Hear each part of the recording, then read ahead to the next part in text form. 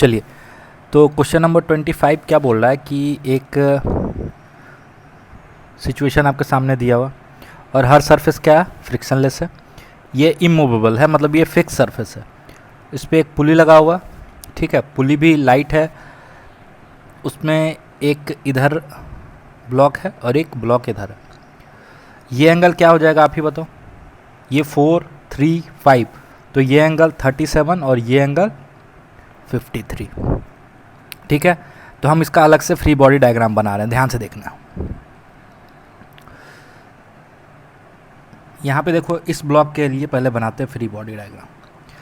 इधर tension T, ठीक है, इधर सरफेस के कारण नॉर्मल और mg, और तो कोई फोर्स नहीं है, ठीक है। उसी तरह इस ब्लॉक का देखो, चूंकि एक ही स्ट्रिंग है तो इसमें टेंशन T, तो इसमें भी टेंशन T।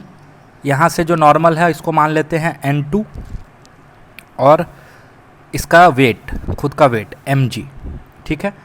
इस ब्लॉक के लिए देखो, इतना तो हम कंफर्म है कि ये इंक्लाइन के अलोंग स्लाइड कर रहा होगा, तो एक एक्सिस इंक्लाइन के अलोंग ले लो और एक इंक्लाइन के परपेंडिकुलर, क्योंकि हमको पता है कि इंक्लाइन के परपेंडिकुलर मेरा नेट एक्सेलरेशन 0 है। उसी तरह इसका भी मेरा नेट एक्सेलरेशन पता है, इंक्लाइन के परपेंडिकुलर 0 है, तो एक एक्सिस इंक्लाइन के परपेंडिकुलर और एक इंक्लाइन के अलोंग, दोनों के लिए आप अलग अलग एक्सिस बिल्कुल चूज कर सकते हो, ठीक है। इसका एक्सेलरेशन a मानते हैं। अगर ये a से नीचे आ रहा तो आप कंस्ट्रेंट से बता सकते हो कि इसको a से अप द इंक्लाइन जाना होगा, ठीक है। अब हम क्या करेंगे, सारे फोर्सेस को अलोंग द इंक्लाइन और परपेंडिकुलर टू इंक्लाइन ब्रेक करते हैं, मतलब बेसिकली उनके रिस्पेक्टिव एक्सिस के अलोंग ब्रेक कर लेते हैं। पहले इस ब्लॉक के लिए काम करते हैं, ठीक है। तो क्या होगा, ये mg है, यहाँ पे ये आपका mg है, तो ये हो जाएगा मेरा इंक्लाइन के अलोंग mg साइन 53। साइन 53 क्या हो जाता है, 4/5, तो 4g/5 और cos 53 इधर, यानी 3g/5, ठीक है। जैसे रिजॉल्व किया तो इसको हटा दो, क्योंकि अब ये किसी काम का नहीं। उसी तरह इसको रिजॉल्व कर लें, ये एंगल 37 है, तो इधर हो जाएगा आपका mg साइन 37, यानी 1g इंटू 3/5, तो 3g/5, और इधर हो जाएगा आपका 4g/5, ठीक है। तो ये हटा दो। अब दोनों के लिए अलग अलग इक्वेशन लिखते हैं, ठीक है। पहले इसके लिए लिखते हैं, इस ब्लॉक के लिए कैसे करेंगे, x में अलग और y में अलग, ठीक है। तो इसके लिए x में आप क्या लिखोगे, हम इधर को एक्सेलरेशन मान रहे हैं और यही मेरा पॉजिटिव x है, तो हम लिख सकते हैं 4g/5 माइनस टी, ठीक है। नीचे 4g/5 माइनस टी बराबर मास इंटू एक्सेलरेशन 1 इंटू a, ये मेरा हो गया इक्वेशन नंबर 1। और इसके लिए लिखते हैं x में, दूसरे ब्लॉक के लिए, तो इसमें हो जाएगा ऊपर की तरफ t और नीचे की तरफ 3g/5 बराबर, इसका एक्सेलरेशन ऊपर ही मान रहे हैं, ठीक है। इसके लिए x हमने ऊपर की तरफ माना है, तो लिख सकते हैं मास इंटू एक्सेलरेशन यानी 1 इंटू a, इक्वेशन नंबर 2। देखो, दोनों के लिए y में लिखोगे इक्वेशन तो आपको दोनों का नॉर्मल मिलेगा, जिसकी यहाँ पे कोई ज़रूरत नहीं है। हम इक्वेशन नंबर 1 और 2 को जोड़ देते हैं, ठीक है। तो t minus 3g/5 is equal to 1a, equation number 2। दोनों को आप जोड़ो तो t से t कैंसिल आउट हो जाएगा, तो बचेगा g/5 is equal to 2a। तो यहाँ से आपका एक्सेलरेशन हो जाएगा g/10 मीटर पर सेकेंड स्क्वायर, ठीक है। मतलब ये इंक्लाइन के अलोंग g/10 से नीचे आ रहा होगा और ये इंक्लाइन के अलोंग g/10 से ऊपर जा रहा होगा।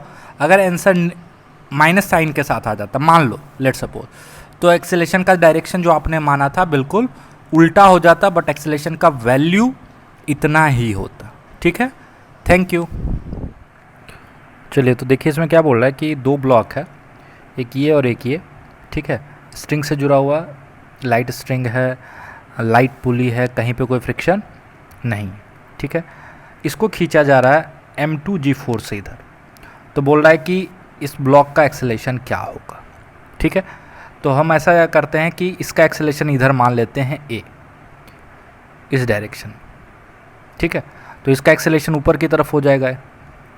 बिल्कुल परेशान नहीं होना, अगर एक्सेलेरेशन का डायरेक्शन आपने गलत माना है तो एक माइनस साइन आ जाएगा, ठीक है। इसके लिए परेशान होने की ज़रूरत नहीं है। फ्री बॉडी डायग्राम बना लेते हैं दोनों का, ठीक है। तो इसमें टेंशन T, नीचे M2G, ठीक है। इसके लिए एक्सिस ऐसे चूज कर लेते हैं, ऊपर की तरफ प्लस और नीचे की तरफ माइनस, ठीक है। इस ब्लॉक की बात करें तो इधर टेंशन T, इधर फोर्स का वैल्यू दिया हुआ कितना है M2G/2, ठीक है। ऊपर की तरफ नॉर्मल N और नीचे की तरफ M1G। इसके लिए हम एक्सिस ऐसे मान लेते हैं, इधर X और इधर Y। क्यों Y मान रहे हैं इधर? क्योंकि हमको पता है कि इस प्लेन के परपेंडिकुलर तो कोई एक्सेलेरेशन नहीं, ठीक है। अब M1 के लिए लिखते हैं इक्वेशन X में, ठीक है।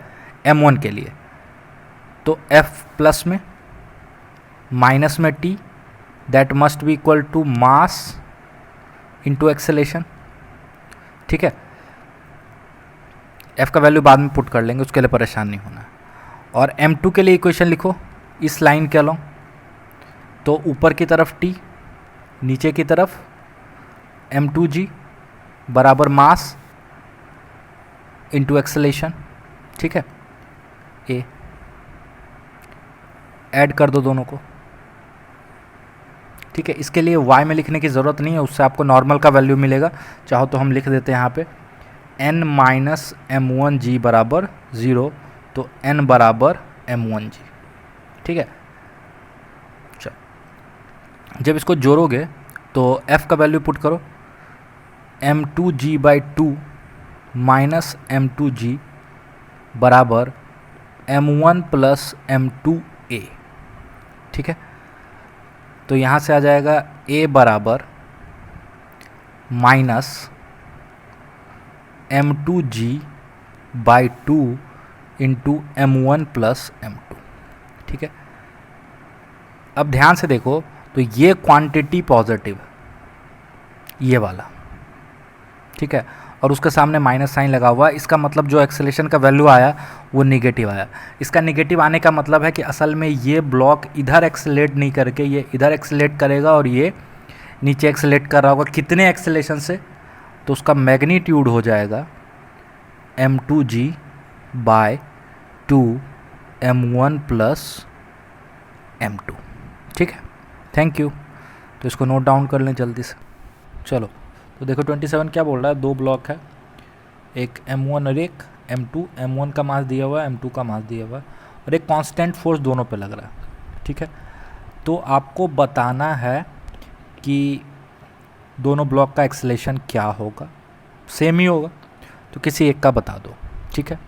दूसरी बात ये बोल रहा है कि मान लो रस्सी टूट गई लेकिन फिर भी F फोर्स लगता रहा, तो M1 का एक्सेलेरेशन क्या होगा, ठीक है। तो बारी बारी करते हैं। पहले हम बात करते हैं उस सिचुएशन की जब रस्सी है, तो इसका एक्सेलेरेशन ऊपर A मान लेते हैं और इसका एक्सेलेरेशन नीचे A मान लेते हैं, ठीक है। और एक बात ध्यान से सुनो, अगर डायरेक्शन उल्टा होगा तो वो अपने आप साइन के साथ आ जाएगा, परेशान नहीं होना, ठीक है। अब दोनों का फ्री बॉडी डायग्राम ड्रॉ कर लें अलग अलग। पहले M1 का, ठीक है, ऊपर टेंशन T, नीचे इसका वेट 5 × 10 50, ठीक, और 1 न्यूटन का और 1। उसी तरह, और इसका एक्सेलेरेशन हम नीचे मान रहे हैं A।